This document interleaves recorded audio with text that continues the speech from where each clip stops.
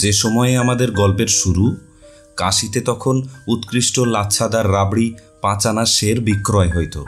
ল্যাংড়া আম টাকায় 1 পণ, মহিষের দুধ টাকায় পাঁকি 12 সের। কাশিতে তখন স্কুল কলেজ বেশি ছিল না, শহরের বসতি আরও ঘিঞ্জি ছিল।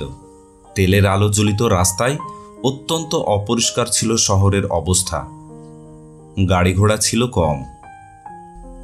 বুড়ুয়া মঙ্গলের মেলার সময় গঙ্গার ধারে ধনীদের 2-4খানা নতুন ধরনের ভিক্টোরিয়া কিফিটন দেখা যাইত। এক্কা ও স্প্রিংবিহীন টাঙা ছিল প্রধান সম্বল। শহরের বাহিরে উটের গাড়ি চলিত। গণেশ মহল্লাতে তখন রামজীবন চক্রবর্তীর খুব নাম ও পসার প্রতিপত্তি। কমিশারিয়েট বিভাগে বড় চাকুরিতে তিনি বেশ 2 পয়সা রোজগার করিয়াছিলেন, তবে হাতে রাখিতে পারিতেন না। সেকালের রীতি অনুযায়ী তার কাশির বাড়িটা ছিল একখানা হোটেলখানা। চাকুরি প্রয়াসী বা অক্ষম ও নিরাশ্রয় আত্মীয় স্বজন ও স্বগ্রামের লোকের ভিড়ে বাড়িতে পা দিবার স্থান থাকিত না। রামজীবনবাবুর 4 ছেলে, বড় 3টি ভয়ানক ডানপিটে। স্কুলে যাইবার নাম করিয়া পথে মারামারি করিত, ঘুড়ি উড়াইত, স্কুলের সময়টি কাটাইয়া ছুটির সময়ে বাড়ি ফিরিত। ইহাদের উপযুক্ত সঙ্গীও জুটিয়াছিল 10-12 জন পাড়ার ছেলে। সকলেই সমান ডানপিটে, সমানই তাদের বিদ্যার্জন স্পৃহা। স্কুলের সময় দল বাঁধিয়া বাড়ি হইতে বাহির হইয়া হয়তো শহরের বাহিরে পথের ধারের এক বড় পেয়ারা বাগানে ঢুকিয়া ফল ছিঁড়িয়া খাইয়া ফেলিয়া ছড়াইয়া নষ্ট করিয়া বেলা 4টার পরে বাড়ি ফিরিত। কোনোদিন বা সারনাথের পথে কোথাও চড়ুই ভাতি করিতে গেল। মাসের মধ্যে 15 দিন এই রকমই চলিত। গণেশ মহল্লাতে প্রেমচাঁদ মুখুজ্জে নামে নদিয়া জেলার একজন বৃদ্ধ ব্রাহ্মণ কাশীবাস করিতেন। তার এক পিতৃমাতৃহীন ভাইপো তার কাছে থাকিয়া নামে বিদ্যাভ্যাস করিত।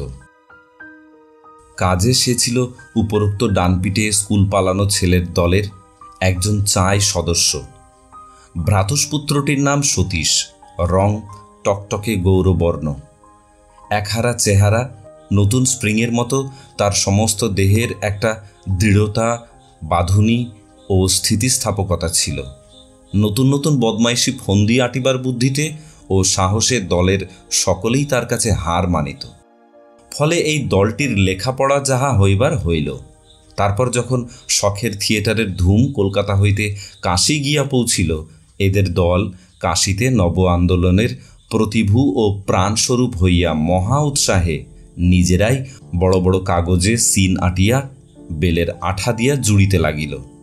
নিজেরাই স্টেজ বাঁধিল এবং ঘণ্টা মার্কা সবেদার সাহায্যে রাজা উজির সাজিয়া নাটকাভিনয় শুরু করিল। বছর 5 পরে প্রেমচাঁদ মুখুজ্জের লীলা প্রাপ্তি ঘটিল। গণেশ মহল্লার রামজীবনবাবুও গভর্নমেন্ট পেনশনের মায়া কাটাইলেন। তার ছেলেরা পৈতৃক অর্থ ভাগ বাটোয়ারা করিয়া লইয়া ভায়ে ভায়ে পৃথক হইল। সতীশ নিরাশ্রয় ও কপর্দক শূন্য অবস্থায় এখানে ওখানে ঘুরিতে ঘুরিতে জুটিল গিয়া নেপালে।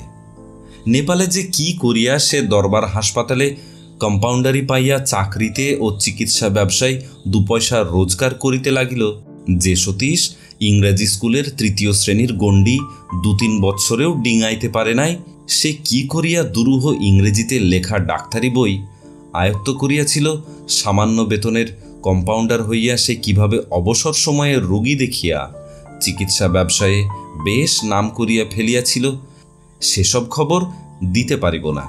কিন্তু প্র্যাকটিসে সে বাস্তবিকই সুনাম অর্জন করিল, বিশেষ করিয়া অস্ত্র চিকিৎসায়। ভালো ও নিপুণ অস্ত্র চিকিৎসকের যে যে গুণ থাকা দরকার, সাফ হাত, সাফ চোখ, সাহস, সতর্কতা, প্রকৃতিস্থতা, অবিচলিত বিচার বুদ্ধি, এই সব গুণ তার ধীরে ধীরে বাড়িতে লাগিল, সঙ্গে সঙ্গে পসারও। সতীশ নেপালে আসিয়া স্থানীয় স্কুলের জনৈক শিক্ষকের কন্যাকে বিবাহ করিয়াছিল। শিক্ষকের নাম মৃত্যুঞ্জয় বাবু, বাড়ি নদিয়া জেলার মেহেরপুরে। 5 বছর অন্তর বৃদ্ধ পিতাকে দেখিতে একবার করিয়া দেশে যাইতেন। বিবাহের 2 বছর পরে বাংলা 1307 সালে তাহাদেরই সঙ্গে সতীশ বাংলাদেশে অনেক কাল পরে ফিরিয়া আসিল ও সর্বপ্রথম কলিকাতা শহর দেখিল। পৈতৃক বাসস্থান যে গ্রামে ছিল সেখানেও একবার গেল। বাংলাদেশে আসিয়া সতীশের মনে হইল যে মায়ের মুখ সে ভালো মনে করিতে পারে না। ধোয়া ধোয়া অস্পষ্ট সামান্য একটু মনে পড়ে, যেন মেঘলা দিনের দিবানিদ্রার স্বপ্ন। সে মায়ের স্নেহ সারা দেশটাতে ছড়াইয়া পড়িয়া যেন সাগ্রহে তাহার প্রত্যাবর্তনের প্রতীক্ষায় পথ চাহিয়া বসিয়া আছে। গ্রামে আসিলে গ্রামের তো কেহ তাহাকে চিনিতেই পারে না, কারণ সে গিয়াছিল নিতান্ত ছেলেবেলাতে 10-12 বছর বয়সে।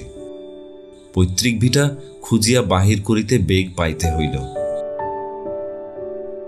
কারণ এমন দুর্ভেদ্য বন জঙ্গলে ঢাকিয়া পড়িয়াছে যে বাহির হইতে চিনিয়া লওয়াই কষ্টকর।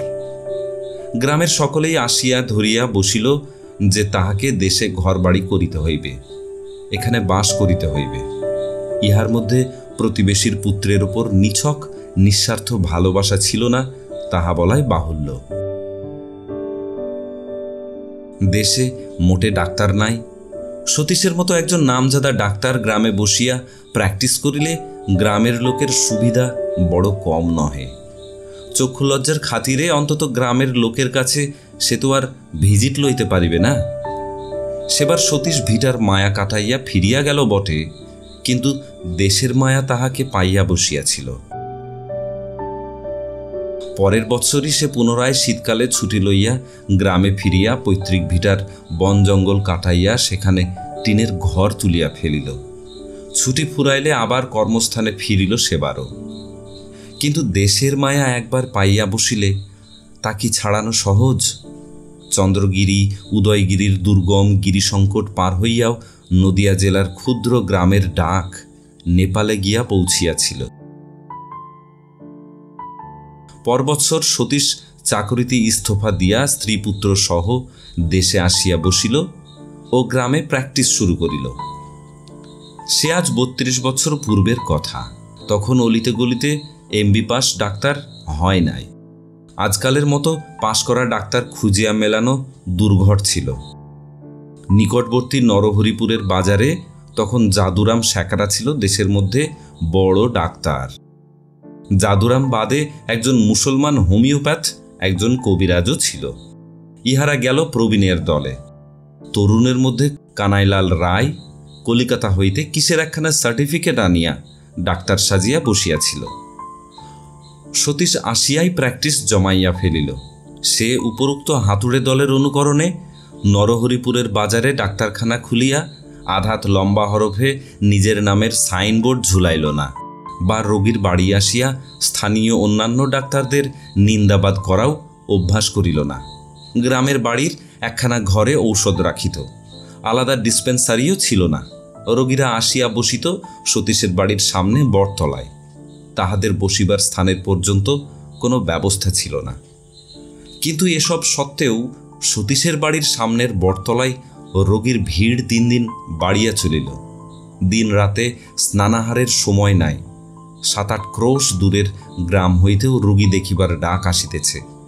গরুর গাড়িতে রোগী দেখিয়া বেড়াইতে বেড়াইতে সতীশ হাঁপাইয়া পড়িল। প্রতিদিন সকালে নিজের বাড়িতে গড়ে 3-4টা সার্জিক্যাল কেস লাগিয়াই আছে। ব্যাপার দেখিয়া জাদুরাম একদিন কানাই ডাক্তারকে ডাকিয়া বলিল, এত রোগী এদেশে ছিল কোথায় এতদিন? হ্যাঁ, গত 20 বছরের মধ্যে জাদু ডাক্তার এত রোগীর ভিড় কখনো দেখে নাই এ অঞ্চলে। বেগতিক বুঝিয়া কবিরাজটি একদিন জিনিসপত্র বাঁধিয়া অন্যত্র সরিয়া পড়িল। কানাই দর্জির দোকান খুলিবার জন্য সুবিধামতো দোকান ঘরের সন্ধান করিতে লাগিল। জাদু স্যাকরার অন্য কোনো উপায় ছিল না এ বয়সে। আগেকার 2-5টা বাঁধা পুরনো ঘর ও পূর্বসঞ্চিত সামান্য কিছু টাকার জোরে কোনো রকমে টিকিয়া রহিল মাত্র। সতীশের 2টি ছেলে ও একটি ছোট্ট মেয়ে। মেয়েটির হঠাৎ একদিন ভয়ানক জ্বর হইয়া পড়িল। নিজের বাড়িতে নিজে চিকিৎসা করা যায় না বলিয়া সতীশ জাদুরাম স্যাকরাকে ডাকাইল। জাদুরাম দেখিয়াই বিষণ্ণ মুখে বলিল, তাই তো মুখুজ্জে মশাই, এ তো ভয়ানক রোগ। আপনিও বোঝেন, আমিও বুঝি। এ রোগ তো এখানে সারবার নয়। এখন অন্য সবাইকে তফাৎ করুন, ছোঁয়াছুঁই না হয়। ডিপথেরিয়া বড় সাংঘাতিক ব্যাপার কি না? জাদুরাম প্রাণপণে কদিন দেখিল, কিছুই করা গেল না। তৃতীয় দিনে মেয়েটি মারা পড়িল। এই ব্যাপারের পর হইতে সতীশের স্ত্রীর সামান্য মস্তিষ্ক বিকৃতি ঘটিল। আপন মনে বকুনি, ইহাই দাঁড়াইল উপসর্গ, নয়তো অন্য সব দিকে কোনো অপ্রকৃতিস্থতার চিহ্নও নাই। সংসারের কাজকর্ম, স্বামী পুত্রের যত্ন, কিছুরই মধ্যে কোনো ত্রুটি নাই। সতীশ বড় দমিয়া গেল। হাতে পয়সার জোর ছিল, কিছুদিন প্র্যাকটিস বন্ধ রাখিয়া এখানে ওখানে ঘুরাইয়া আনিল সকলকে। পূর্ববঙ্গে শ্বশুরবাড়ি গিয়া রহিল কিছুদিন। কলিকাতায় আসিয়া ডাক্তার কবিরাজ দেখাইল। তখনকার মতো উপশম না হইল যে এমন নয়, কিন্তু দেশে আসিয়াই যথাপূর্বং তথাপরং। বড় ছেলেটির বয়স 12।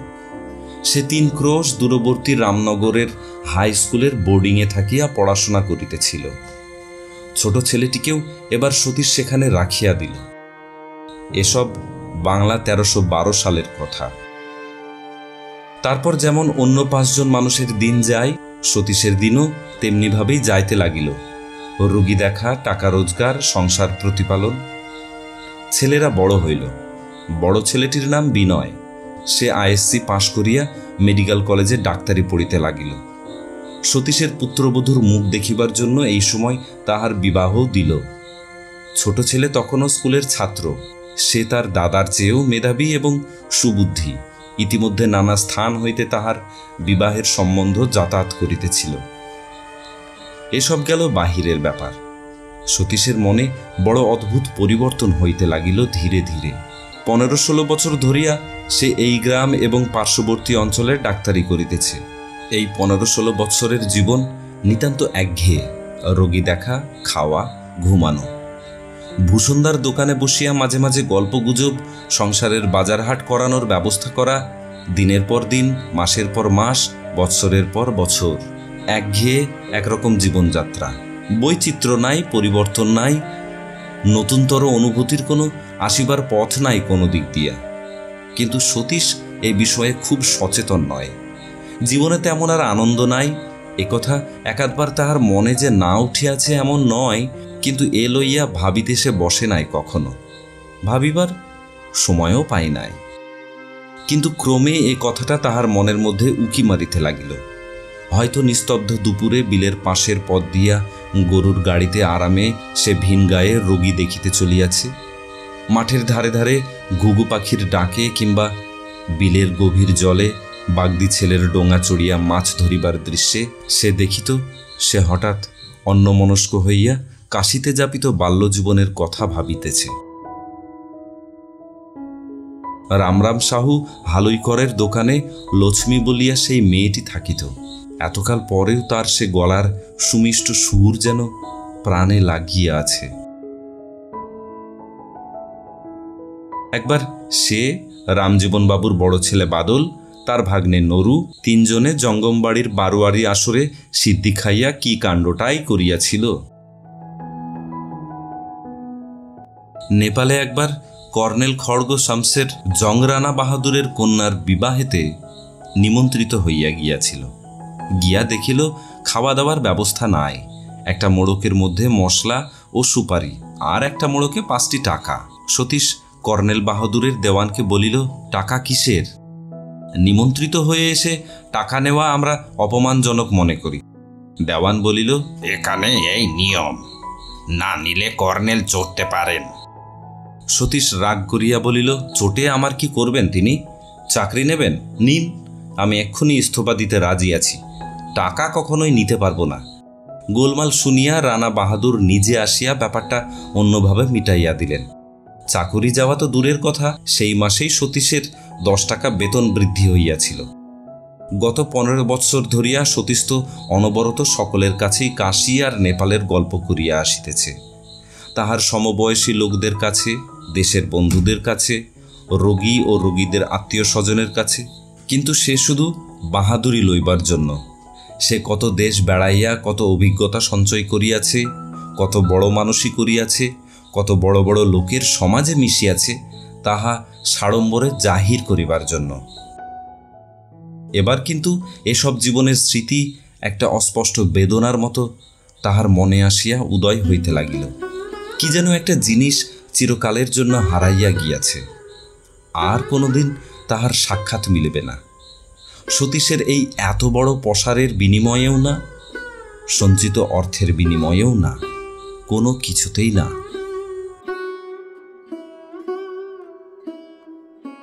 এ গ্রামের জীবনও ক্রমে নিরানন্দ হইয়া উঠিতে লাগিল।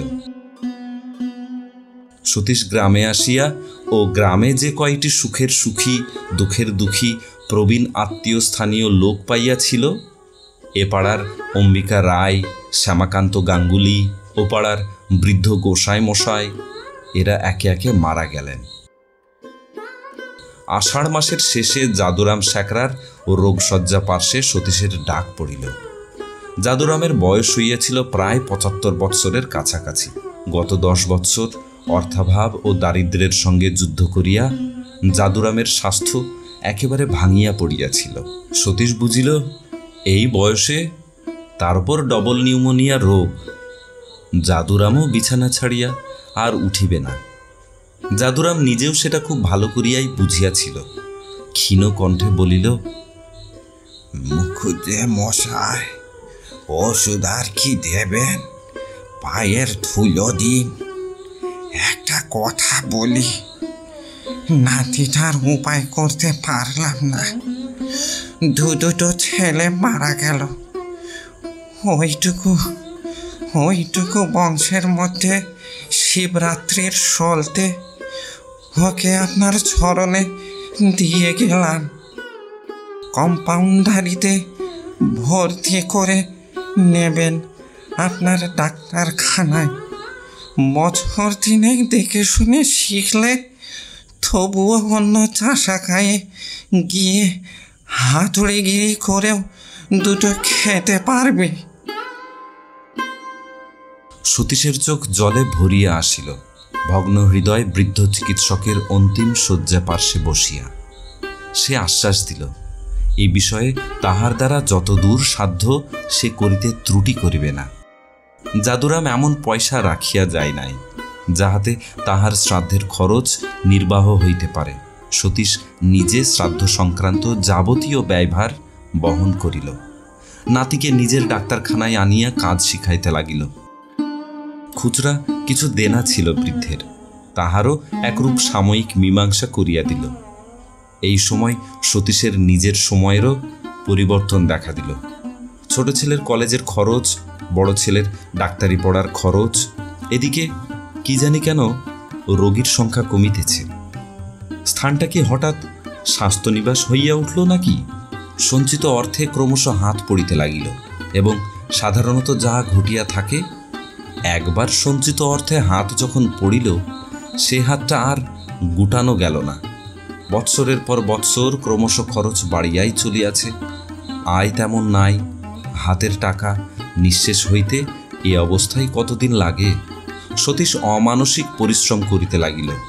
আর 2 বছর, বিনয় মানুষ হইলে আর কিসের ভাবনা। এ অঞ্চলে এমবি পাশ করা ডাক্তার কটা আছে? কখনো যে সব গ্রামে 10 টাকা ভিজিটের কমে সতীশ যায় নাই, এখন 4 টাকা লইয়াও সেখানে যাইতে হইতেছে। নিজে দুধ খাওয়া ছাড়িয়া দিল, বাড়ির চাকরকে জবাব দিল। খরচ কম পড়িবে বলিয়া স্ত্রী ও পুত্রবধূকে কলকাতায় পাঠাইয়া ছেলেদের বাসা করিয়া দিল। নিজে দেশে হাত পুড়াইয়া রাধিয়া খাইয়া এবং সারাদিন টোটো করিয়া গ্রামে গ্রামে রুগী দেখিয়া যাহা পায়, প্রতি সপ্তাহে কলিকাতার বাসাতে বিনয়ের নামে মানি অর্ডার করে। বিনয় এমবি পাস করিয়া যুদ্ধে গেল। সতীশের দুঃখ ঘুচিল এতদিনে। গ্রামের মধ্যেও একটা সাড়া পড়িল না এমন নয়। এ অঞ্চলে এমবি পাস করা ডাক্তার এই প্রথম। তাহার ওপর বিনয় আবার গভর্নমেন্টের চাকরি পাইয়া সুদূর মেসোপটেমিয়ায় গিয়াছে। সেদিন নাকি ছোটখাটো একটা খণ্ডযুদ্ধে আরবদের গুলি বিনয়ের কানের পাশ কাটাইয়া বাহির হইয়া গিয়াছে। পয়সা কি এমনি হয়? বিনয়পত্রে এ ঘটনাটি বাবাকে জানাইয়াছিল। নরহরিপুরের বাজারে ভূষণদার পুরনো আড্ডাটি আর ছিল না, কারণ 15 বৎসর হইল ভূষণ মরিয়া গিয়াছে। তবুও এ দোকানে ও দোকানে বসিয়া সতীশ গর্বের সঙ্গে পুত্রের চিঠি হইতে যতটুকু সে দেশের খবর পায় তারই সাহায্যে যুদ্ধের গল্প করে। সঙ্গে সঙ্গে বলে, কিন্তু আমাদের নেপালে যখন প্রাইম মিনিস্টারের বাড়ির সামনের ময়দানে প্যারেড হতো, তাতে আমরা যুদ্ধের কৌশল সবই দেখেছি। মেশিন গান, ও তো আমাদের সময়ই প্রথমে নেপালে এলো, আমাদের কাছে ওসব নতুন নয়। অর্থাৎ নেপাল ও সতীশের যৌবন, ইহারা কাহারও কাছে পরাজয় স্বীকার করিবে না, সব ছিল নেপালে। 2-4 বার মোটা টাকার মানি অর্ডার পাইয়া সতীশ মহা উৎসাহে বাড়ি নতুন করিয়া তৈরি করিবার জন্য মিস্ত্রি লাগাইল। ছেলে বড় ডাক্তার হইয়া ফিরিয়া আসিতেছে, সাহেবী মেজাজ এখন তার। এ ধরনের বেমেরামতি পুরনো বাড়িতে থাকিতে তাহার কষ্ট হইবে। সতীশ ছেলের উপযুক্ত মতো বাড়ির পুনরায় সংস্কার করিতে অনেক ব্যয় করিয়া ফেলিল। এইখানে ডাক্তারখানা হইবে, এইটি ছেলের বসিবার ঘর, এইটি নাতিদের পড়িবার ঘর। হঠাৎ মেসোপটেমিয়া হইতে বিনয়ের পত্র আসা বন্ধ হইয়া গেল। 2-10 দিন করিয়া মাসখানেক কোনো খবর নাই। সতীশ অত্যন্ত ধৈর্যশীল। সে নিজে অটল থাকিয়া স্ত্রী ও পুত্রবধূকে নানা মিথ্যা স্তোক বাক্যে ভুলাইয়া রাখিবার চেষ্টা করে। ক্রমে গ্রামময় গুজব রটিয়া গেল, বিনয় আর নাই, যুদ্ধে মারা পড়িয়াছে। বিনয়কে গ্রামের সকলেই ভালোবাসিত। তাহার সুন্দর চেহারা ও মধুর ব্যবহারের গুণে বিনয়কে কেহ পর ভাবিত না। এ দুঃসংবাদে চোখের জল ফেলিল না এমন লোক নাই গ্রামে। সতীশের সহ্য করিবার শক্তি দেখিয়া সকলে অবাক হইয়া গেল। তাহার মুখে একদিন কেহ কোনো দুর্বল কথা শুনিল না। চোখে জল দেখা তো দূরের কথা। জ্যৈষ্ঠ মাস, ভীষণ গরম। মুখুজ্জে বাড়ির তেঁতুলতলার সামনে একখানা ভাঙা গরুর গাড়ির ওপর বসিয়া পাড়ার নিষ্কর্মা যুবকেরা আড্ডা দিতেছে। এমন সময়ে সাইকেলে মোড়ের মাথায় সাহেবী পোশাকে কাহাকে আসিতে দেখা গেল। বিনয়! মুখুজ্জে গিন্নি স্নানান্তে শিব পূজা করিতে বসিয়াছিলেন। পূজা ফেলিয়া ছুটিতে ছুটিতে পথের ধারে আসিলেন, অর্থাৎ তাহার পায়ের বাতের দরুন যতটুকু ছোটা তার পক্ষে সম্ভব হয় ততটুকু বেগে বিনয়কে বুকের মধ্যে জড়াইয়া কাঁদিয়া ফেলিলেন। যুবকেরা সকলে বলিল, আচ্ছা ভয় দেখিয়েছিলেন বিনয়দা, বেশ, যা হোক যা হোক। বিদ্যুৎ বেগে গ্রামের সর্বত্র বিনয়ের প্রত্যাবর্তনের সংবাদ প্রচারিত হইবার সঙ্গে সঙ্গে সতীশ ডাক্তারের বাড়ির উঠোনে সব পাড়ার লোক ভাঙিয়া পড়িল। বিভিন্ন পাড়ায় সেদিন সন্ধ্যায় গ্রামের মেয়েরা হরিল্লুট দিল। বিনয় যুদ্ধ হইতে আসিয়া প্রথম প্রথম গ্রামেই বসিয়াছিল, তারপরে সে মহকুমায় গিয়া বসিয়াছে। এত পশার এ অঞ্চলে কোনো ডাক্তারের কেহ কখনো দেখে নাই। সতীশও ডাক্তারি করিত স্বগ্রামেই, কিন্তু ছেলে আসিবার সঙ্গে সঙ্গে তাহার পশার কমিয়া গেল। সবাই বিনয়কে চায়, সতীশকে কেহ বড় একটা ডাকে না। সে সকলকে গর্বের সঙ্গে বলে, তা তো হবেই, বিনয় এসেছেন, অত বড় ডাক্তার। আমরা তো সেকেলে কোয়াক, ওদের কাছে কি আমরা? পরাজয়েরও সুখ আছে, গর্ব আছে। সতীশ একদিন হঠাৎ আবিষ্কার করিয়া ফেলিল, সে বৃদ্ধের দলে পড়িয়া গিয়াছে। গণেশ মহল্লার সে ডানপিটে সতীশ ঠাসা বন্দুকের এক দাউড়ে অসিঘাটের ওপরের চরে যে 3টা পাখি মারিয়াছিল মনে আছে। বুডুয়া মঙ্গলের সময় আলোকিত বজরার পাশ দিয়া ডুব সাঁতার দিতে দিতে কাহাদের আলোকুজ্জ্বল বজরা। যাক, সেসব পুরনো কাসুন্দি ঘাটিয়া লাভ কি? মোটের ওপর সতীশকে সবাই এখন বুড়ো কর্তা বলিতে শুরু করিয়াছে, এটা সে লক্ষ্য করিল, বিশেষত বিনয় ফিরিয়া আসিবার পর হইতে। নাতিরা স্কুলে পড়ে, সতীশের ছোট ছেলে কিন্তু ভালো হইল না। সে কলেজ ছাড়িয়া দিয়া এতদিন বাড়িতেই বসিয়াছিল। এইবার দাদার ডাক্তারখানায় কম্পাউন্ডারি আরম্ভ করিল। জলের স্রোতের মতো বৎসর কাটিয়া যাইতেছে। দেখিতে দেখিতে বিনয়ের প্রত্যাবর্তনের পর 7 বৎসর কাটিয়া গেল। এই 7 বৎসরে অনেক পরিবর্তন ঘটিয়া গেল সতীশের জীবনে। বিনয় কুসঙ্গে পড়িয়া ঘোর মাতাল হইয়া উঠিয়াছে। পয়সা যথেষ্ট রোজগার করে, কিন্তু হাতে রাখিতে পারে না, কাহাকেও মানে না। যুদ্ধে গিয়াই সে মদ খাইতে শিখিয়াছিল। আগে বাপকে ভয় করিত, লোকলজ্জার ভয় রাখিত। এখন বয়স বাড়িবার সঙ্গে সঙ্গে বাপকে আর তেমন মানে না। সতীশ স্বগ্রামেই থাকিত, প্রথম প্রথম পুত্রবধূরা গ্রামের বাড়িতেই থাকিত। ক্রমে তাহারা চলিয়া গেল বিনয়ের বাসায়। সতীশের স্ত্রীর সেই উন্মাদ রোগ একেবারে কখনো সারে নাই, এই সময় বেশি করিয়া দেখা দিল। সেজন্যই মাকে বিনয় দেশের বাড়িতে রাখিয়াছিল। তবু এতদিন সর্বদা দেখাশোনা করিত, শুশ্রূষা ও চিকিৎসার ত্রুটি কখনো করে নাই। ক্রমে ক্রমে কিন্তু মাকেও সে অবহেলা করিতে লাগিল। এক মাসেও একবার মাকে দেখিতে আসে না, অথচ সে মোটর কিনিয়াছে। এই 9 মাইল পথ আসিতে কতক্ষণ লাগে? শুধু পানদোষ নয়, আনুষাঙ্গিক অনেক উপসর্গই জুটিয়াছে বিনয়ের। স্ত্রী পুত্রকেও যন্ত্রণা দেয়। সংসারের ন্যায্য খরচের টাকা রাত্রে কোথায় গিয়া ব্যয় করিয়া আসে কেহ জানে না। প্রায়ই সারা রাত্রি বাহিরে কাটায়। মাঝে মাঝে দিন মানেও ডাক্তারখানায় বসে না। পসার কমিতে লাগিল, রোগীরা আসিয়া ফিরিয়া যায়। বৃদ্ধ বয়সে সতীশ ঘোর অর্থকষ্টে পড়িল। বিনয় বাপমাকে মাঝে মাঝে টাকা যে না দেয় এমন নয়, কিন্তু তাহাতে সতীশের চলে না।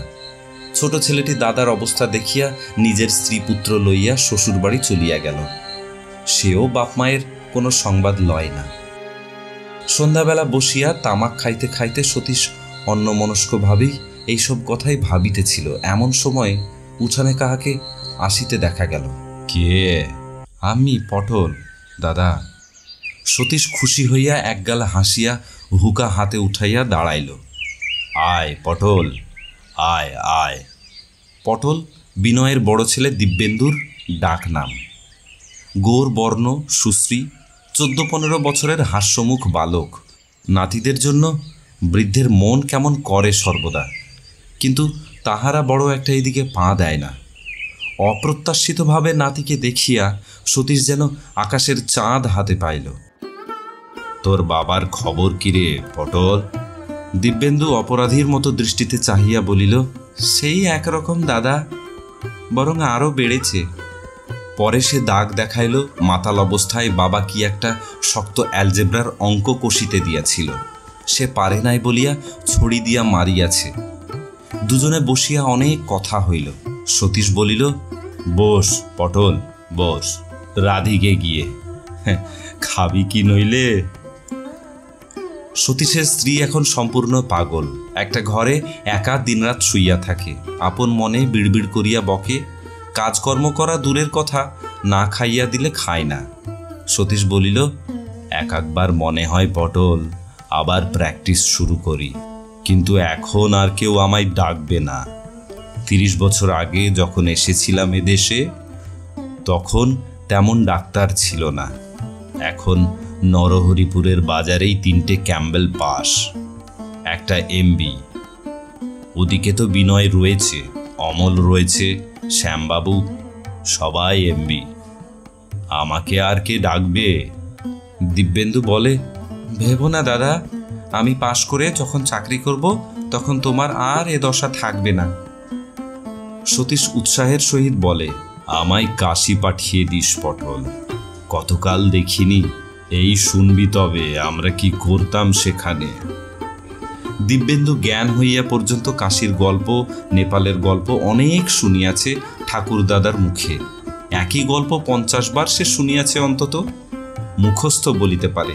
তবুও বৃদ্ধ ঠাকুরদাদাকে খুশি করিবার জন্য বলিল, বলো না দাদা, চন্দ্রগিরি পার হবার সময় সেবার নেপালের পথে সেই কি হয়েছিল?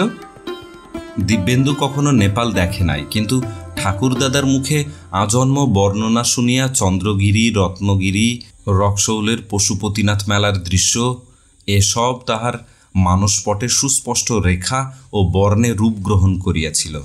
চোখ বুঝিলেই এসব যেন সে দেখিতে পায়। সকালে উঠিয়া দিব্যেন্দু চলিয়া গেল। সতীশ বলিল, তোর বাবাকে বলিস দিকি পটল, জুতো এই দেখ একেবারে নেই। স্যান্ডেলটা সেই তোর বাবার দরুন সেবার বাসা থেকে এনেছিলাম, তা ছিঁড়ে গিয়েছে। দিব্যেন্দু যাবার সময় বলিয়া গেল, এসব কথা আমি বলেছি, বলো না যেন বাবাকে দাদা, তাহলে বাবা পিঠের ছাল তুলবে আমার। দিব্যেন্দু চলিয়া গেলে বৃদ্ধ আবার পুরাতন দিনগুলির স্বপ্ন দেখিতে থাকে। আজকাল হাতে কাজকর্ম একেবারেই নাই। এ ধরনের অলস জীবন সে জীবনযাপন করে নাই কখনো। আপন মনে বসিলেই সেই সব কথা মনে আসে। গাঙ্গুলি বাড়ির আন্নাকালী দুটি কচি শশা হাতে পৈঠাতে উঠিয়া বলিল, গাছে হয়েছিল জেঠাবাবু, মা বললে গিয়ে আয়। আঁচলের মুড়োয় বাঁধা কি একটা জিনিস খুলিতে খুলিতে বলিল, আর এই কটা। সতীশের মনের নিরানন্দ ভাব অন্তর্হিত হইয়া গেল। আগ্রহ উজ্জ্বল চোখে আন্নাকালের আঁচলে বাঁধা দ্রব্যের দিকে চাহিয়া বলিল, কি রে ওতে? মটর ডালের বড়ি? বাহ বাহ, দে দে, রাখ এখানে মা, রাখ। সতীশ চিরকাল খাইতে ও খাওয়াইতে ভালোবাসে। আজকাল অভাবে পড়িয়া গিয়াছে। অমন উপার্জনক্ষম ছেলে থাকিতেও নাই। তাই গ্রামের মেয়েরা ভালো জিনিসটা বাড়িতে হইলে সতীশকে মাঝে মাঝে পাঠাইয়া দেয়।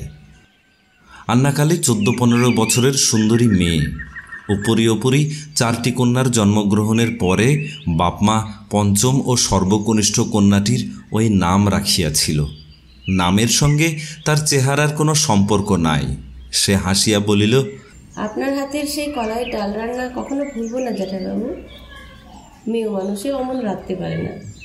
সতীশ খুশি হইয়া উজ্জ্বল মুখে বলিল, কবে খেলি রে আন্না? আন্নাকালী ঘাড় দুলাইয়া বলিল, বারে এই তো ভদ্রমাসে অরন্ধনির দিন। তারপর ঘরের দিকে চাহিয়া বলিল, জ্যাঠাইমা কেমন?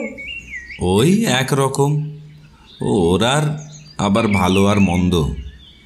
ওরই জন্য তো কোথাও যেতে পারি না আন্না, নইলে কাশিতে গেলে একটা পেট চলে যায়। আর কাশিময় আমার বন্ধু বান্ধব, তা ওর অযত্ন হবে, ওকে দেখবে শুনবে কে? সেই জন্যই তো আছি আটকে। নইলে আমার আবার ভাবনা, ওই শুনবি কাশিতে আমরা কি করতাম। তারপর কাশির গল্প আরম্ভ হয়। আন্নাও এই সব গল্প ইতিপূর্বে শুনিয়াছে, কিন্তু গল্প শুনিতে সে ভালোবাসে, বিশেষ করিয়া জ্যাঠামশায়ের মুখে। সে রোয়াকের পৈঠার ওপর বসিয়া পড়ে।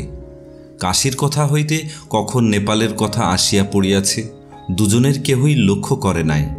হঠাৎ আন্না উঠানের দিকে ভীত চোখে চাহিয়া বলিল, জ্যাঠাইমা কোথায় বেরিয়ে যাচ্ছে যে? ধর ধর মা, ধর, নিয়ে আয়। উফ, না, জ্বালালে বাপু। আন্না দৌড়িয়া উঠিয়া গিয়া শীর্ণ দেহ, রুক্ষ কেশ, বকুনিরত জ্যাঠাইমার হাতখানা খপ করিয়া ধরিয়া ফেলিয়া বলিল, এসো জ্যাঠাইমা, কোথায় যাচ্ছ? এসো। একেবারে ঘরের মধ্যে নিয়ে যা মা। না, আমার হয়েছে যত বিপদ। তা ইয়ে আন্না, কলাইয়ের ডাল রাঁধবো এখন মা? আজ দুপুরে আমার এখানে দুটো খাস এখন। পরের বছর হইতে বিনয়ের পসার একেবারেই কমিয়া গেল। 10-12 বছর আগের ব্যাপার আর ছিল না। এখন এক মহকুমা টাউনের ওপর 3 জন এমবি। পানদোষ ও উশৃঙ্খলতার জন্য ভদ্র গৃহস্থের বাড়িতে তাহাকে কেহ আজকাল ডাকে না। তাছাড়া রুগীরা আসিয়াও ডাক্তারের দেখা পায় না। তাহার পর দেখা দিল পৃথিবীব্যাপী মন্দা। পাটের বাজার একেবারে পড়িয়া গেল। রোগ হইলেও আর লোকে ডাক্তার দেখাইতে পারে না। বিনয় মহা অর্থকষ্টের মধ্যে পড়িল। সে লোক খারাপ নয়, হাতে পয়সা থাকিলে যতক্ষণ খরচ করিতে না পারে ততক্ষণ তাহার মনে শান্তি হয় না। উদার দিলদরিয়া মেজাজের মানুষ। বাবাকে সে ইচ্ছা করিয়া যে অবহেলা করে তা নয়। বাবা এত ঘনিষ্ঠ, এত সুপরিচিত যে তাহার সম্বন্ধে সে কোনো খেয়ালই করে না। সতীশ মুখ ফুটিয়া কখনো ছেলেকে জানায়ও নাই তাহার অসচ্ছলতার কথা, পাছে ছেলেকে বিব্রত হইতে হয়। এই অবস্থায় একদিন বিনয় পিতার সহিত দেখা করিতে আসিল। সতীশ অপ্রত্যাশিতভাবে ছেলেকে দেখিয়া মহা ব্যস্ত হইয়া উঠিল। সারা বাড়ির মধ্যে একখানা চেয়ার কি টুল পর্যন্ত নাই। ছেলেকে বসিতে দেয় কিসে যে? বিনয় বলিল, থাক বাবা, থাক, আমি এই যে বেশ বসেছি। সতীশ ব্যস্ত সুরে বলিল, উফ, ঘেমে একেবারে। দাঁড়াও, একটু চা করে আনি। ভাড়াটে মোটরে এলে কেন? তোমার গাড়ি কোথায়? গাড়ি আছে, ইঞ্জিন খারাপ হয়ে গেছে। মেরামতের জন্য এক মুঠো টাকা দরকার, হাতে পয়সা কোথায়? কাজেই গাড়ি গ্যারেজে পড়ে। পটল কোথায়? কলকাতাতেই আছে। ওর পড়াশোনার যে কি করি, মেসে তো একগাদা টাকা খরচ, 3 মাসের মেসের দেনা বাকি, কলেজের মাইনেও 2 মাস পাঠাতে পারিনি। পিতা পুত্রে অনেকক্ষণ পরামর্শ হইল। 3 জায়গার খরচ বিনয় তো আর পারে না। দেশের বাড়ি, টাউনের বাসা এবং দিব্যেন্দুর মেস ও কলেজের খরচ কি এখন করা যায়? বিশেষ কিছুরই মীমাংসা হইল না। উঠিবার সময় বিনয় কুণ্ঠিতভাবে বাবাকে 2টি টাকা দিতে গেল। ছেলের শুষ্ক ও চিন্তাকুল মুখ দেখিয়া বৃদ্ধ টাকা 2টি প্রাণ ধরিয়া লইতে পারিল না। বলিল, রেখে দাও এখন। সোমবার দস্তিঘাটা থেকে ডাক এসেছিল, কিছু পেয়েছি। তোমার মোটরের ভাড়াও তো লাগবে আবার। গ্রামের একটি ছেলে রেলে কাজ করিত। ছুটি লইয়া দেশে আসিয়া প্রায়ই সন্ধ্যাবেলায় সতীশের কাছে গল্প করিতে আসিত। একদিন সতীশ বলিল, দেখো উমাপদ, ভাবছি কি জানো, তোমার জ্যাঠাইমাকে ওর বাপের বাড়িতে রেখে আমি কাশী চলে যাই। একজন লোকের কাশীতে বেশ চলবে, নইলে এদিকে সবই তো শুনলে। বিনয় বড় মুশকিলে পড়েছে। রুগীপত্তর নেই, ডাক নেই, এই বাজারে 2টো সংসার চালানো কি সোজা কথা রে বাবা? আমরা চলে গেলে ও তবু খানিকটা খোলসা হয়। তাছাড়া কাশীতে আমার বন্ধু বান্ধব ভর্তি। আহা, কত কাণ্ডই করেছি সব এক সময়।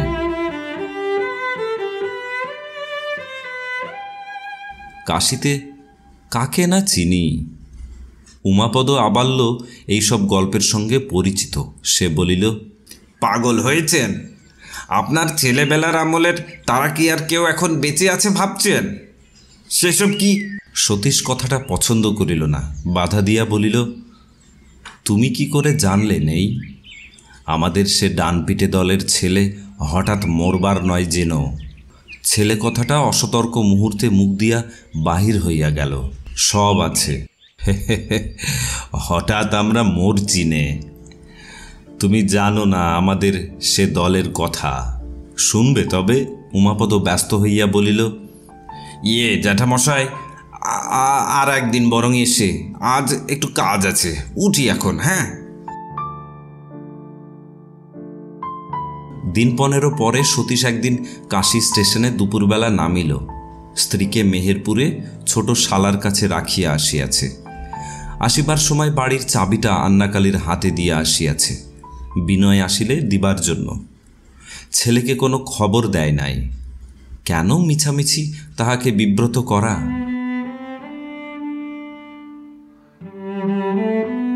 কাশীতে নামিয়া মনে একটা অপূর্ব উৎসাহ ও উত্তেজনা অনুভব করিল।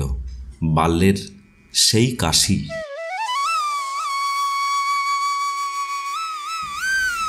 এতদিন কি করিয়া ভুলিয়াছিল সে?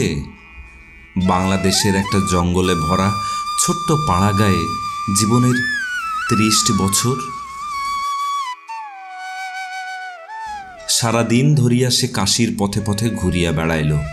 পঞ্চগঙ্গা ঘাটে স্নান করিল, বিশ্বনাথ দর্শন করিল। বাল্যের দিনগুলির সঙ্গে জড়িত যেসব জায়গায় একদিনের মধ্যে পায়ে হাঁটিয়া যাওয়া সম্ভব, তাহা সে বড় বাদ দিল না। কিন্তু ধীরে ধীরে তাহার মনে হইতে লাগিল, কাশী, তাহার সে 40 বছর আগেকার কাশীকে সে যেন খুঁজিয়া পাইতেছে না। সে কাশী কোথায় গেল? এ কাশীকে তো চেনে না। গণেশ মহল্লায় পুরাতন সঙ্গীদের সন্ধান কেহ জানে না। কেবল রামজীবন বাবুর মেজ ছেলে পতিত পাবন পৈতৃক বাটিতে এখনও বাস করিতেছে। পতিত পাবন সতীশকে দেখিয়াই চিনিতে পারিল। বলিল, সতীশদা, তোমার চেহারা তো এখনো বেশ আছে। আমারও ধরো এই 62 হলো। আমি তোমার চেয়ে বুড়ো হয়ে গেছি, মানে অম্বলের অসুখে আমার এতদিন ছিলে কোথায়? নানা পুরাতন দিনের গল্প হইল। পতিতপাবনের অবস্থা ভালো নয়। ব্যবসায় বারবার ক্ষতিগ্রস্ত হইয়া সর্বশান্ত হইতে বসিয়াছিল। তারপর উপরি উপরি দুটি উপযুক্ত ছেলে মারা গিয়াছে। ছোট ছেলেটি রেশমের কাপড়ের ব্যবসা করে বিশ্বনাথের গলির মধ্যে, তাতেই কোনো রকমে চলে। ভাইগুলির মধ্যে কেবল ছোট ভাইটি বাঁচিয়া আছে। পাটনাতে শ্বশুরবাড়ি বাসা বাঁধিয়াছিল, বহুদিন হইল সেইখানেই আছে। সন্ধ্যাবেলা সতীশ দশাশ্বমেধ ঘাটে চুপ করিয়া বসিল। সম্মুখের হাসি মাখা কত অজানা তরুণ মুখ, গান, আনন্দের উচ্ছ্বাস। দিব্যেন্দুর কথা মনে পড়িল। দিব্যেন্দু বলিয়াছিল, দাদা, আমি চাকরি করলে তোমার ভাবনা থাকবে না। দিব্যেন্দু জানে না যে তাহার দাদা লুকাইয়া কাশী চলিয়া আসিয়াছে। এই দশাশ্বমেধ ঘাটে এই সন্ধ্যাবেলা যেন প্রত্যেক বালককেই মনে হইতে লাগিল দিব্যেন্দু। দিব্যেন্দু না সে 55 বছর আগেকার নিজে? আন্নাকালীর মুখ মনে পড়িল, যখন গরুর গাড়ির পাশে দাঁড়াইয়া ঘরের চাবিটা তার হাতে দিয়াছিল। সে সময়কার তার ছলছল চোখ দুটি মনে পড়িল। না, সে ডান পিঠে সে আর নাই। কাশিও তার কাছে আর কিছুই না। তার সে কাশি হারাইয়া গিয়াছে। রাত্রে ঘুম হইল না কত রাত পর্যন্ত। শুইয়া শুইয়া ঠিক করিল সে ফিরিয়া যাইবে।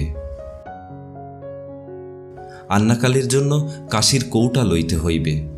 ছেলে মানুষ, খুশি হইবে এখন। দিব্যেন্দুর জামার উপযুক্ত খানিকটা সিল্ক পতিতপাবনের কাছে ধারে লইয়া গেলেই হইবে। গিয়া দাম পাঠাইবে। ভালো পট, বৌমা ছবি ভালোবাসে। কিন্তু সকালে উঠিয়াই সে পতিতপাবনকে বলিল, তুমি একটা উপকার করো ভাই আমার, তোমার এখানে আর কদিন থাকব।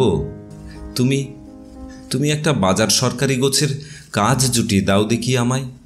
অভাবে রাঁধুনিগিরিতেও রাজি আছি, খুব ভালো রাঁধতে পারি, দেখে নেবে তারা। না, সে ছেলেকে বিব্রত করিতে ফিরিবে না। ছেলে পারিয়া উঠিবে কেন? শেষে কি দিব্যেন্দুর কলেজের পড়া বন্ধ হইবে? বৌমার গহনা বন্ধক দিতে হইবে? ছি, একটা পেটের জন্য কাশিতে আবার ভাবনা।